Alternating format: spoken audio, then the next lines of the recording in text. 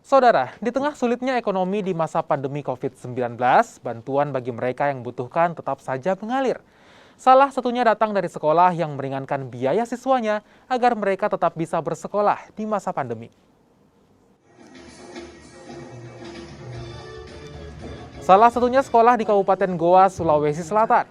Mereka meringankan beban bagi siswa selama masa pandemi COVID-19.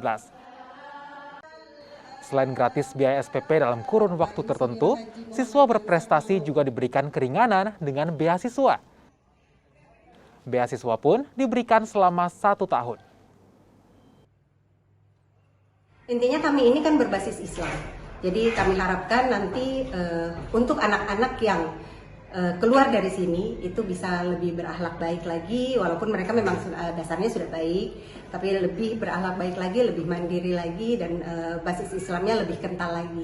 Untuk itu kedepannya juga kami semua membuat program-program yang memang akan mendukung semua kegiatan-kegiatan yang berbasis Islam, begitu. Kalau untuk penerimaan yang tahun lalu, itu 2021-2022 itu, kami membebaskan free SPP untuk 12 bulan pertama. Jadi 1 tahun pertama itu mereka tidak membayar SPP seperti yang dilihat